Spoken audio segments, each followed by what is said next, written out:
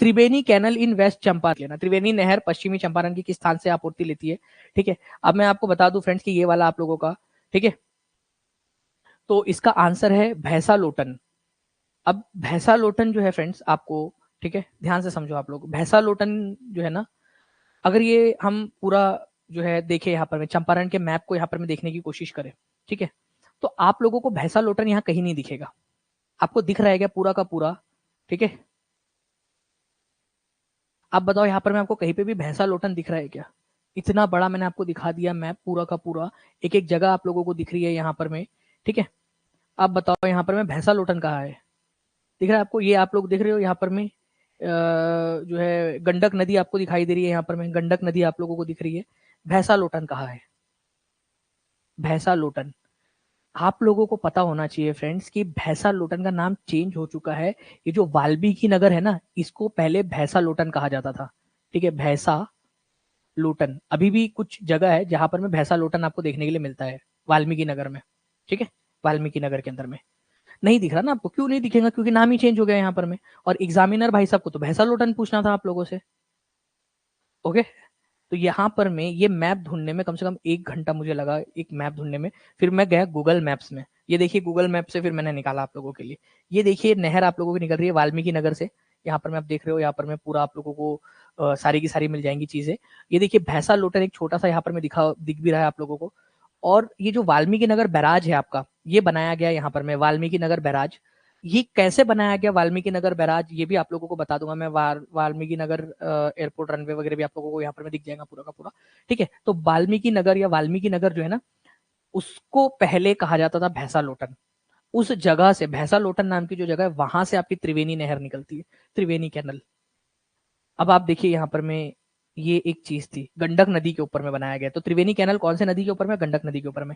अब इसमें भी एक चीज है आप लोगों की, प्लीज ध्यान से समझिए आप लोग। सबसे पहले 1909 में इसको जो है निकाला गया था, इस कैनल को 1909 में फर्स्ट टाइम। अब ध्यान से समझना, कई जगह पे ये मेंशन नहीं है, फर्स्ट टाइम। इससे क्या हुआ था कि उस समय में जो नील की खेती करने वाले जो लोग थे, उन लोगों को पानी का सप्लाई किया जाता था, ठीक है, ओके।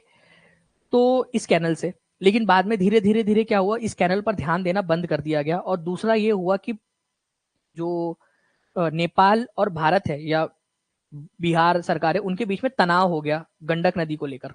तो फ्रेंड्स उसी को लेकर जो है आगे में क्या हुआ, काफी सारी चीजें हुई। त्रिवेणी कैनल कौन से नदी के ऊपर में बनी है आप लोगों के देख सकते हो, 63वीं बीपीएससी के अंदर में आया हुआ क्वेश्चन है आप लोगों का, तो आप लोग बता दीजिए। फिर आगे में हम लोग जो है गंडक नदी का जो एग्रीमेंट हुआ था उसके बारे में बात करते हैं, गंडक नदी के, ठीक है।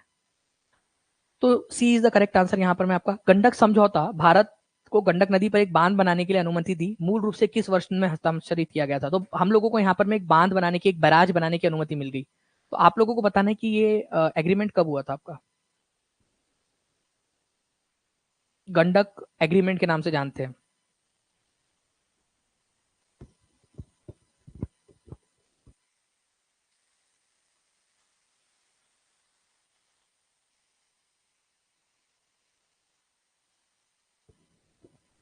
चलिए बहुत बढ़िया फ्रेंड्स, यहाँ पर मैं आप लोगों के यहाँ पर में आंसर्स आ रहे हैं कंटिन्यूअसली। तो आप लोगों को बता दूं कि इस पर्टिकुलर क्वेश्चन का, ठीक है, ये आपका गंडक एग्रीमेंट हुआ था 1959 के अंदर में। और इसको एक बार अमेंड भी किया गया, इसको अमेंड किया गया आप लोगों का, मतलब इसके अंदर में संशोधन किया गया 1964 के अंदर में। 1964 में अमेंडमेंट किया गया, अमेंडमेंट किया गया आप लोगों का, अमेंडमेंट, ओके। तो ये भी आप लोगों ने याद रखना। वजह से ये जो 1959 में एग्रीमेंट हुआ था, उसके 20 साल बाद जाकर त्रिवेणी कैनाल को फिर से शुरू किया गया, ठीक है, आप लोगों का 1979 के अंदर में। नेपाल और भारत के बीच समझौते के अनुसार गंडक नदी पर बांध बनाने के मुख्य उद्देश्य क्या थे? Conceptual question.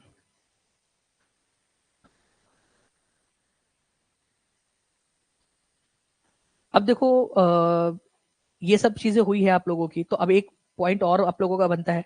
आप लोगों से एक क्वेश्चन आया था, मैं टीम से रिक्वेस्ट करूंगा कि अगर हम लोग वो क्वेश्चन को डाल सके यहाँ पर में, कि जो कोसी प्रोजेक्ट है आप लोगों का, ठीक है, उसके लिए Kosi agreement, Kosi river agreement कौन से दो देशों के बीच में हुआ था? तो कोसी रिवर निकलती है आप लोगों की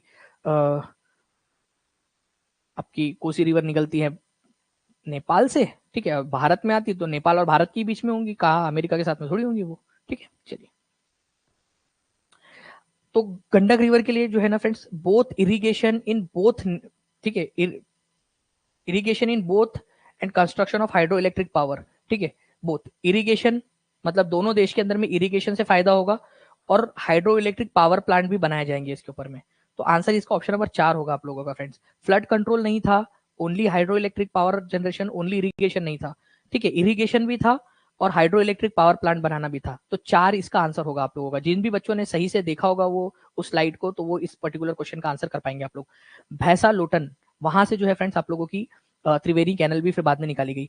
मैं आप लोगों को बताना चाहूंगा कि गंडक नदी के ऊपर में बनाई गई थी, ठीक है। तो ये गंडक नदी कहा गया भाई, गंडक गंडक गंडक गंडक, ये गंडक जो नदी है उसको किस नाम से जाना जाता है नेपाल में? गंडक नदी को गंडक रिवर इन नेपाल, ये भी क्वेश्चन बन सकता है आप लोगों से, ठीक है। जल्दी से बताइए कि गंडक नदी को नेपाल में किस नाम से जाना जाता है, ठीक है। तो ये भी एक क्वेश्चन एक्स्ट्रा आप लोग याद रख लीजिए, जो बच्चा अच्छे से करेगा यहाँ पर में, ठीक है, वो बच्चा सही से जो है ना बढ़िया से पेपर भी क्लियर करके आएंगे। नारायणी रिवर के नाम से जाना जाता है, नारायणी, ठीक है, नारायणी, नारायणी रिवर, ठीक है, ये याद रखेंगे आप सभी लोग, नारायणी रिवर। मुंह धो के पढ़ाई कर रही हूँ सर, फिर से आप पढ़ाओ सर, मैं पढ़ूंगी। बिल्कुल ज्योति जी, पढ़ते रहिए, बिल्कुल मैं तो पढ़ाते ही रहूंगा, बिल्कुल आप लोगों को, आपको टेंशन देने वाली बात नहीं है, ठीक है।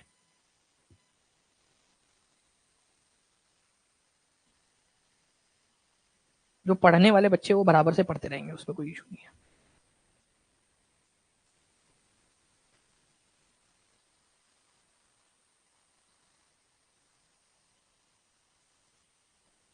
ओके, चलिए। तो मैं आप लोगों से एक चीज यहाँ पर मैं बोलना चाहूंगा, कोसी रिवर वाला, हाँ आप लोगों की बात हुई थी कोसी रिवर को लेकर। तो कोसी जो एग्रीमेंट है वो आप लोगों का कब साइन हुआ था? ये एक्स्ट्रा पॉइंट में, आप एक्स्ट्रा में लिख लो, एक्स्ट्रा में, ठीक है, extra important points, important point, ठीक है, जो मैं आप लोगों से क्वेश्चन बना सकता हूँ। Kosi agreement, Kosi river agreement, river agreement, Kosi river agreement, आप लोगों को पता होना चाहिए फ्रेंड्स कि कोसी रिवर एग्रीमेंट जो है आप लोगों का, ये 1954 के अंदर में साइन हुआ था, ठीक है, between India and Nepal, India and Nepal के बीच में, नेपाल के बीच में, इंडिया एंड नेपाल, ओके। तो ये आप लोगों ने याद रखने कहा गया। अरे यार ये मिट जाता है ना, इसलिए ना दिमाग खराब हो जाता है कभी कभी, इतना सारा फिर से लिखना। चलो कोई नहीं, मैं मतलब मेरी रिवीजन हो रही है यहाँ पर मैं जबरदस्ती, ठीक है। रिवीजन किसकी होनी चाहिए? आप लोगों की होनी चाहिए। आप लोगों का लिख के मिट जाए, आपने कमेंट टाइप किया और मिट जाए, फिर आपको वापस से लिखना पड़े, ठीक है, तो वो बात समझ में आती है। चलिए कोई बात नहीं, ठीक है। कोसी रिवर एग्रीमेंट, एग्रीमेंट, ये याद रखना है आप सभी लोगों ने फ्रेंड्स। इंडिया और नेपाल के बीच में हुआ था, इंडिया नेपाल के बीच में हुआ था, ठीक है, ये याद रख लेंगे आप सभी लोग। और 1954 के अंदर में हुआ था, और फिर बाद में इसमें अमेंडमेंट हुआ, एक अमेंडमेंट उसी साल जिस साल गंडक वाला किया था, 1966 के अंदर में आप लोगों का जो है इसके अंदर में अमेंडमेंट भी किया गया बाद में, ठीक है। ये याद रख लेना आप लोगों ने, अमेंडमेंट कब किया गया। ये अगर आ जाए आप लोगों से कि अमेंडमेंट कब किया गया, तो ये आप लोगों से क्वेश्चन बन सकता है। अब आप लोगों को मैं बता दूं फ्रेंड्स कि ये एक क्वेश्चन, ठीक है, ये मेरी जो आप लोगों के लिए एक प्यार, आप लोगों के भविष्य के लिए, आप लोगों के प्यार के लिए, ये क्वेश्चन आप लोगों के लिए लीजिए। ये टीआरई 1 का ओरिजिनल क्वेश्चन जो पढ़ा रहा हूं ना, पूरा पढ़कर जाओ, पूरी शिद्दत से पढ़कर जाओ, पेपर क्लियर हो जाएगा अच्छे से, ठीक है।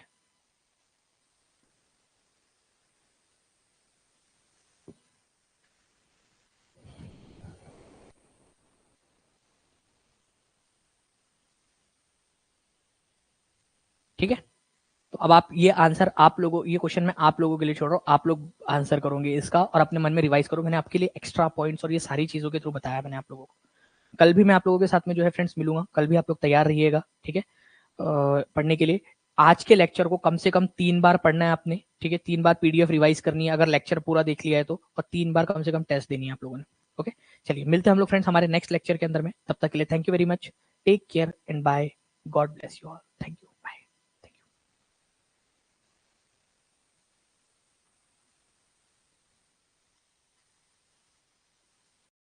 Thank you.